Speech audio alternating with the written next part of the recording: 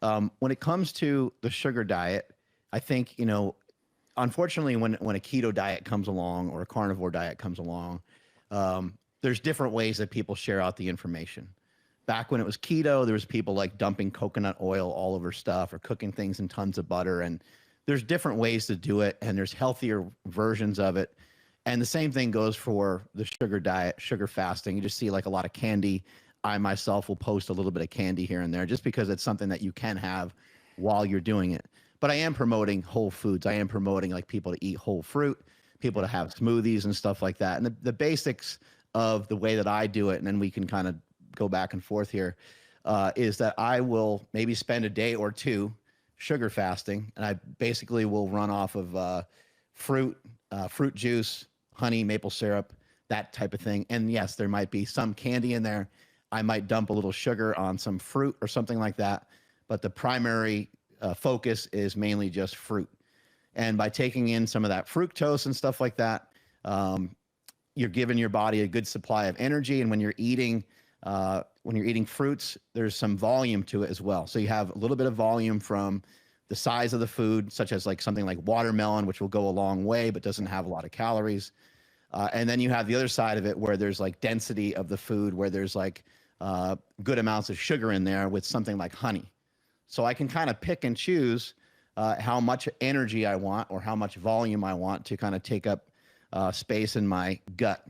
And by doing this intermittently, I think that's really important to know, is that I'm not doing that in perpetuity. I'm not doing that for weeks on end.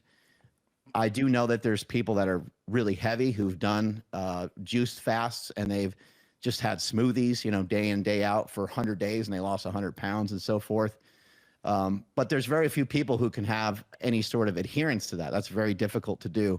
Much like a zero carb diet or much like some of these other diets, the adherence is what sucks.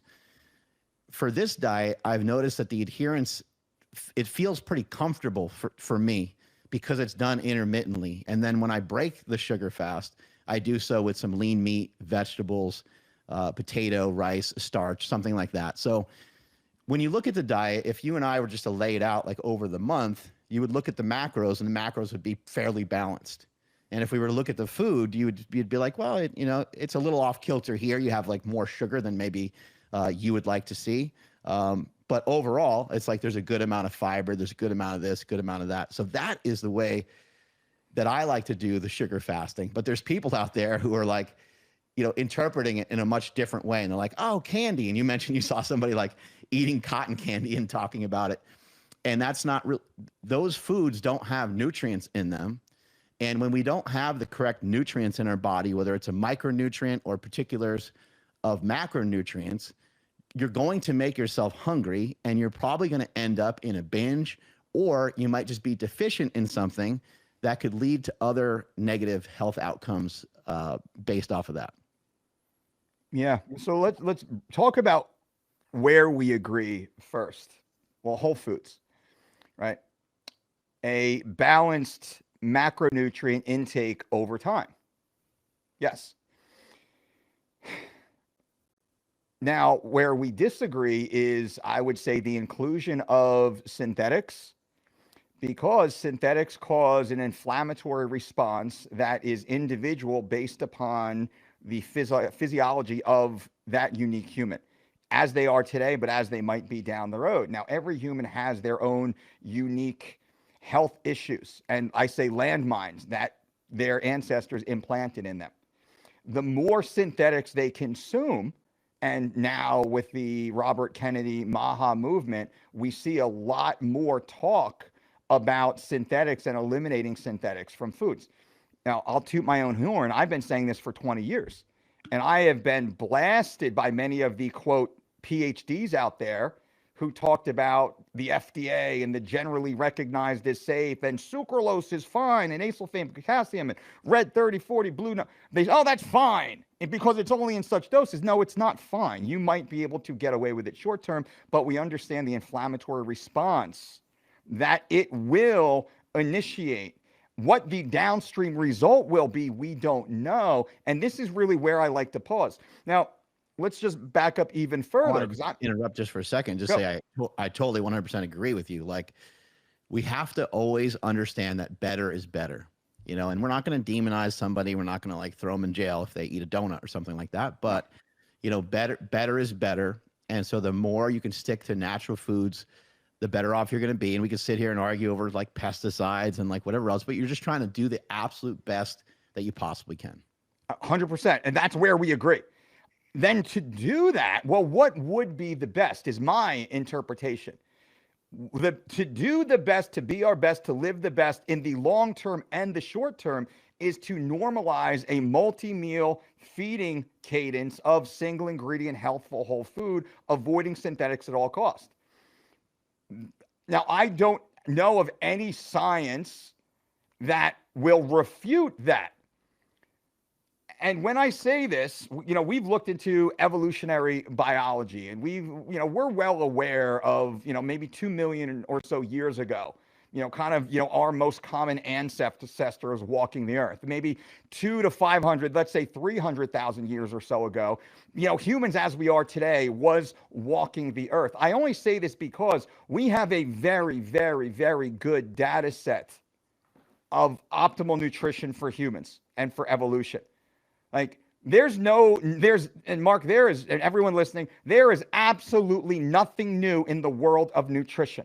There is no new findings, no new research. The only thing that we're hearing is maybe we're understanding mechanisms, but we're not finding anything that's new because we've been doing this for hundreds of thousands of years and we have recorded history of this. We're very well aware once again.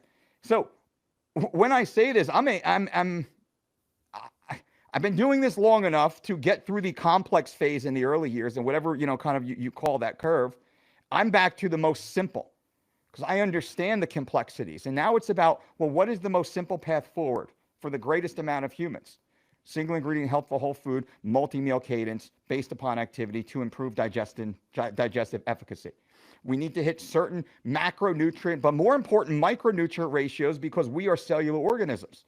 What we see here is fake because if I zoom in with a microscope, I'm not going to see my skin and face anymore. I'm just going to see the combination of every skin cell, and we go deeper and there's more cells and tissue cells and blood, and we keep going. We see the cells. We no longer see these kind of calorie macro beings anymore. I don't care about the being. I care about the cells. So when I'm thinking about the cells, I'm thinking about when we consume synthetics, where do those synthetics go?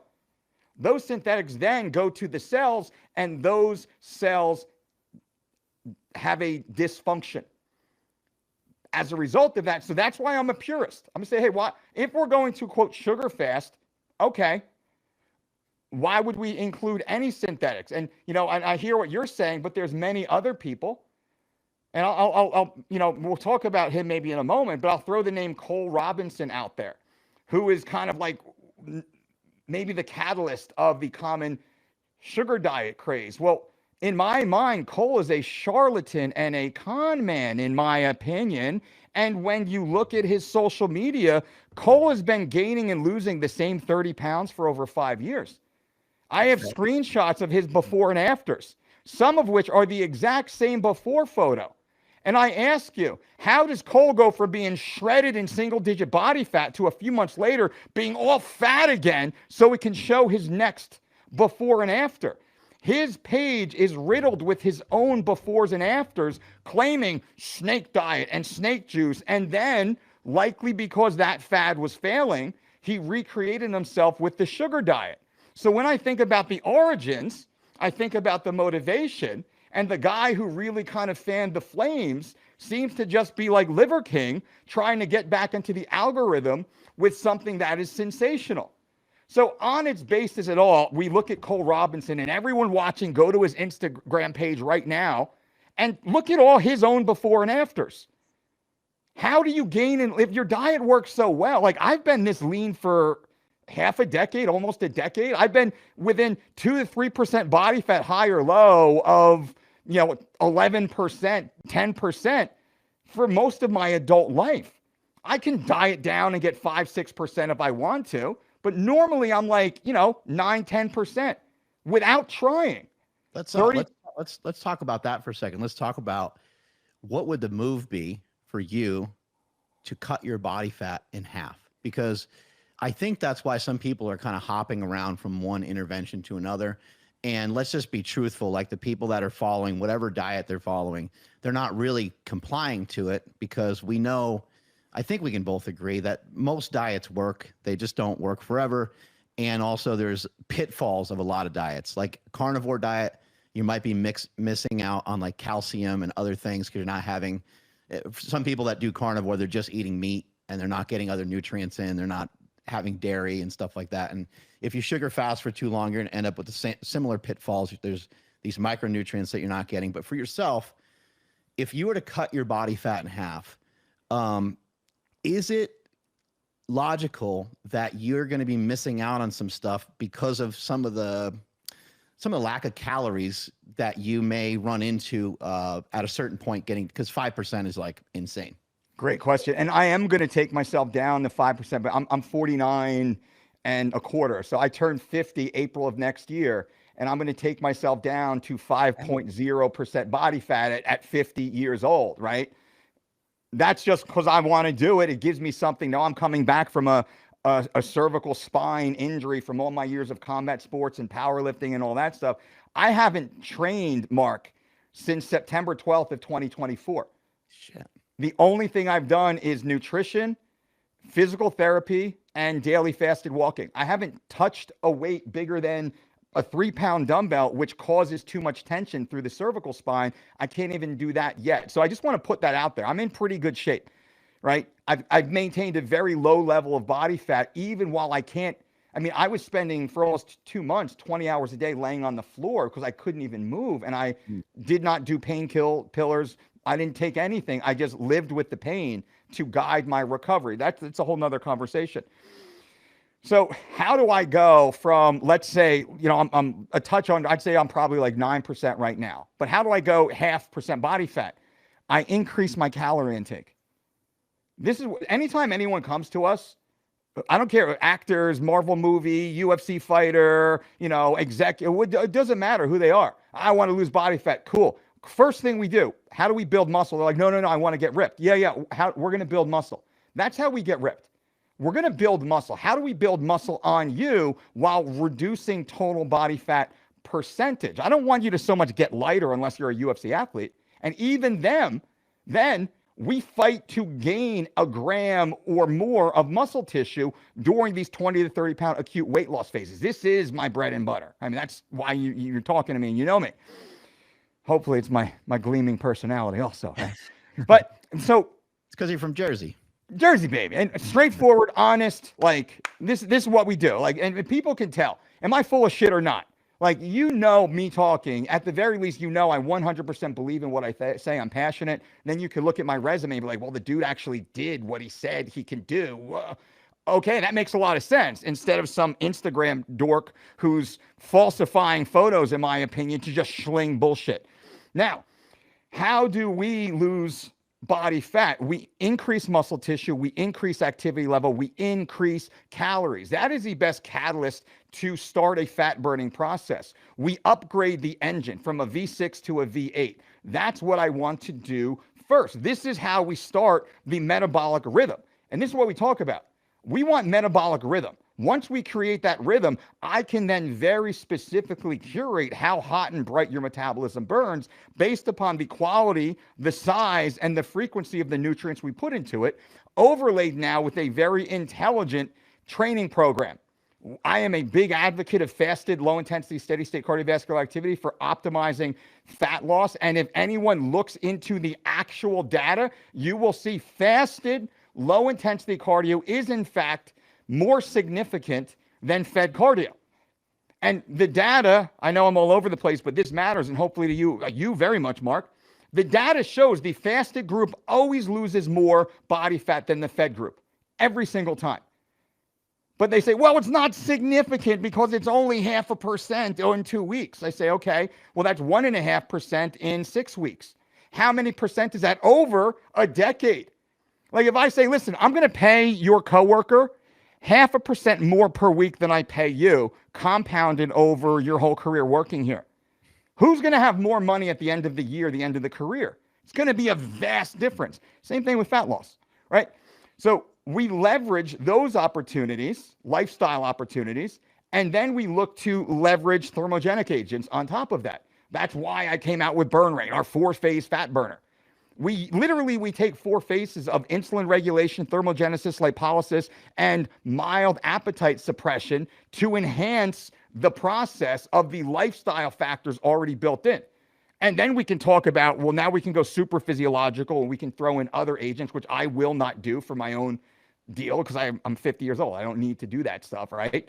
So I'm just going to do the whole natural thing. So that's the way I would, will, and have always done it. And it works every time.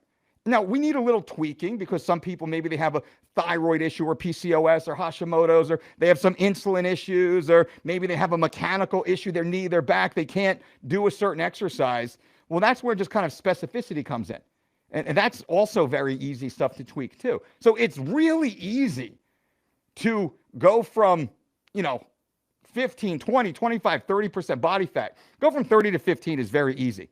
15 to 12 is harder than going from 30 to 15. 12 to 10 is harder than 15 to 12. 10 to 9, woo, fucking put on your work boots, baby, because now it's like everything every day is measured in work. Going below 9% body fat, it's a lifestyle. You're not dying anymore. You're just living every single meal, every single day, the time you go to bed, the time you wake up, how you hydrate. I mean, the temperature of your room matters at that point.